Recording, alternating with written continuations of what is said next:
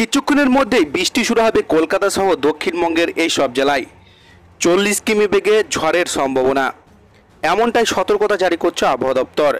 তো দক্ষিণবঙ্গ সহ উত্তরবঙ্গের এবং বাংলাদেশ লাগোয়া কলকাতার কোন জেলাগুলি কালবৈশাখী ঝড় এবং বৃষ্টির সতর্কতা জারি করছে আবহাওয়া অধিদপ্তর। বিস্তারিত জানতে হলে ভিডিওটিকে প্রথম থেকে শেষ অবধি সম্পূর্ণ দেখবেন। আর এই ধরনের লেটেস্ট খবরগুলি সবারই প্রথম পাওয়ার জন্য চ্যানেলটিকে সাবস্ক্রাইব করে আমাদের সঙ্গে থাকবেন। তো চলুন এক নজরে দেখে নেওয়া যাক। বৃষ্টির পূর্বাভাস থাকলেও তা হচ্ছে না কই। আবহাওয়া দপ্তর জানাচ্ছে আগামী দুদিনে তাপমাত্রা কমার কোনো সম্ভাবনা নেই দক্ষিণবঙ্গের, তবে বৃষ্টির পূর্বাভাস রয়েছে। আজ থেকে কলকাতা সহ দক্ষিণবঙ্গের জেলাগুলিতে বজ্রবিদ্যুৎ সহ বৃষ্টি ঝড়ের পূর্বাভাস জারি করছে আলিপুর আবহাওয়া দপ্তর।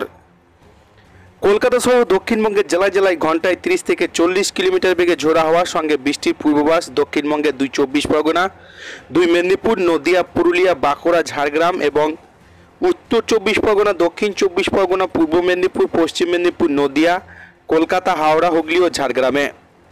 আগামী মঙ্গলবার পর্যন্ত বৃষ্টি চলতে পারে কলকাতা সহ দক্ষিণবঙ্গে। রবিবার থেকে বৃষ্টি বাড়ার পূর্বাভাস।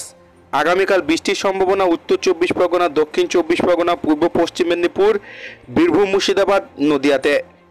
সোমবার ভারী বৃষ্টির সম্ভাবনা পূর্ব মেদিনীপুর, দক্ষিণ 24 পরগনা জেলার কিছু কিছু অংশে।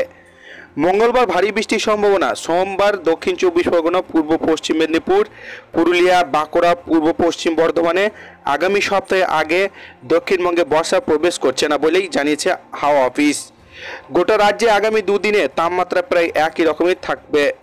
তারপরে 3 দিনে 2 থেকে 4 ডিগ্রি পর্যন্ত তাপমাত্রা নামতে পারে। উত্তরবঙ্গের নির্ধারিত সময়ে আগেই প্রবেশ করেছে বর্ষা, তবে বৃষ্টি দেখা নেই। আজ বিক্ষিপ্ত বৃষ্টি হতে পারে দার্জিলিং, কালিম্পং, জলপাইগুড়ি, আলিপুরদুয়ার, কোচবিহার এবং উত্তর দিনাজপুরে।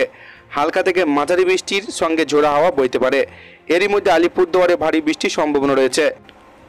টানা 7 দিন একই রকম থাকবে আবহাওয়া। তো এই ছিল আজকের লেটেস্ট ট্রেন্ডিং খবর। ভিডিওটিকে ভালো লাগলে লাইক করবেন, আর এই ধরনের লেটেস্ট খবরগুলি পাওয়ার জন্য চ্যানেলটিকে সাবস্ক্রাইব করে আমাদের সঙ্গে থাকবেন।